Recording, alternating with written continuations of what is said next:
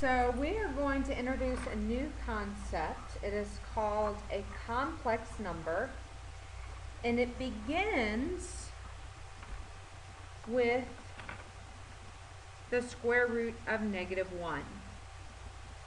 So first of all, if you remember, we cannot take the square root of a negative number. There's no way to find two numbers that multiply.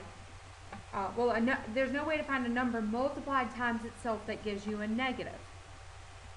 If they're two positive numbers, they multiply to give you a positive number. If they're two negative numbers, they multiply to give you a negative.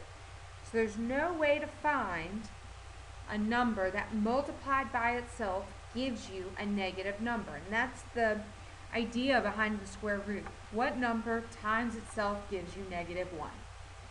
So mathematicians came up with the imaginary number. They didn't like having that unsolvable problem.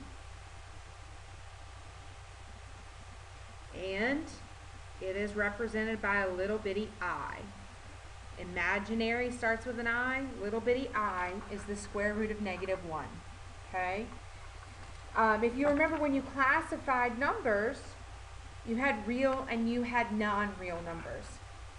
And you've probably never seen an example of a non-real number, but this is the first non-real number that you've probably encountered.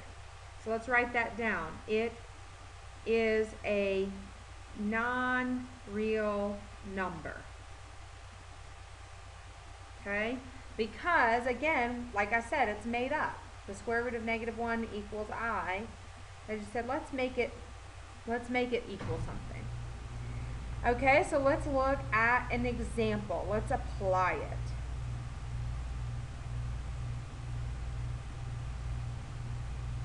So let's say I'm telling you to find the square root of -25. Well, anytime I have a square root, I can break it up into its different parts. So I'm going to break this up into the square root of -1 times the square root of 25. And I can break it up that way because -1 times 25 is -25. Well, what's the square root of -1? What did we just learn? Square root of -1 is I. And what's the square root of 25? We should know positive and -5. So my answer is positive -5I.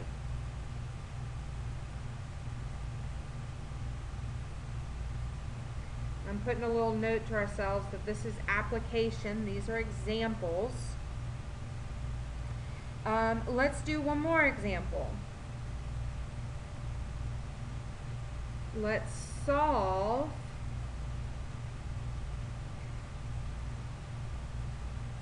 x plus 4 equals 1. So we're going to use the square root property. We learned that earlier this week. We're going to isolate x squared. We're going to subtract 4 from both sides. And I'm going to end up with x squared equaled -1. Now that x squared is isolated, I can take the square root of both sides. The square root of x squared is x. And we just learned that the square root of a negative number is I. And the square root of 4 is positive -2. So the solution to this is positive -2I. And you can see that this is the power of having this little bitty number. Before today, if I gave you this problem, you would say there is no solution. You could not solve it. But now that we have defined the square root of -1, there is a solution.